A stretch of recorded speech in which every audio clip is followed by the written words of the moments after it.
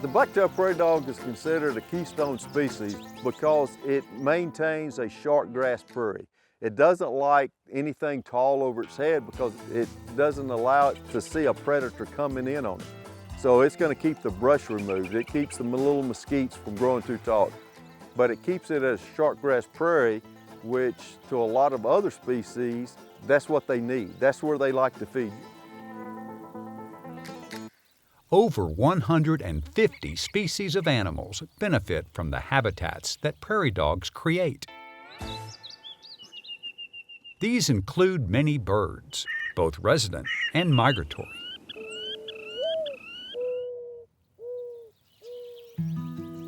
After prairie dogs eat down the vegetation, the fresh regrowth is attractive to many animals, especially deer.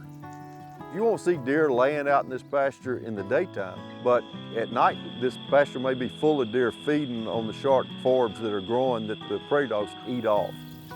Some animals make use of abandoned prairie dog burrows, like rattlesnakes, jackrabbits, and a very small owl.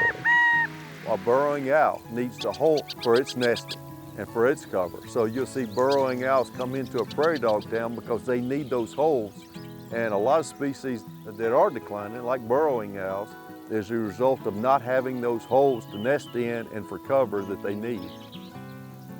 Prairie dogs are rodents, like squirrels, and as such, find themselves on the menu of a variety of animals. They're a food source for a lot of predator-type animals. And a common one, of course, is a black-footed ferret, which almost all it eats is prairie dog. Bobcats eat them. Red-tailed hawks are common predators. And so the way it's set up is that most of them are not going to make it. Out of the 5 to 7 pups they have once a year, they're lucky if one of those 7 makes it to adulthood. Originally, prairie dogs ranged from southern Canada down through the Great Plains of the United States and into parts of northern Mexico. It's estimated that before 1800, their population exceeded 5 billion prairie dogs. Since then, as settlers expanded westward and altered the landscape, prairie dog populations have been reduced by 95%.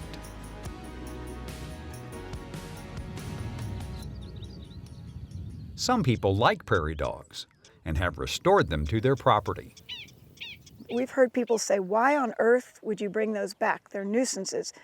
Well, they're not nearly as much of a nuisance as you might think. For one thing, they reproduce only one time a year. They don't produce litters and litters and litters of baby. They're very vulnerable, actually, and it's not hard to wipe them out if you want them gone. But other things that we hear are, well, my livestock is going to step in a hole and break their leg. We have livestock that go to the prairie dog towns and choose that part to graze, and we've never had a problem with that. The mounds are actually above ground. You can see them. You're not going to step in them, and frankly, they don't go straight down. They go at an angle. So I think that's a myth. Now, they actually make very beautiful mounds. They live there, they burrow there, they have different types of burrows. They have sleeping burrows, they've got nesting burrows where the babies are, and they've got bathroom burrows.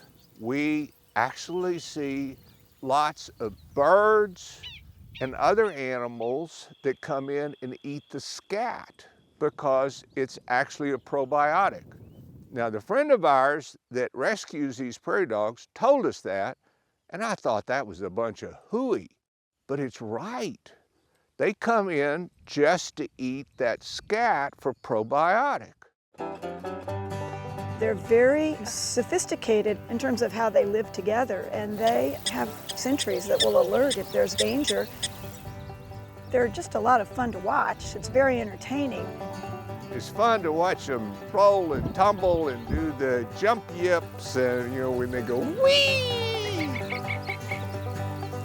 I mean, it's just fun.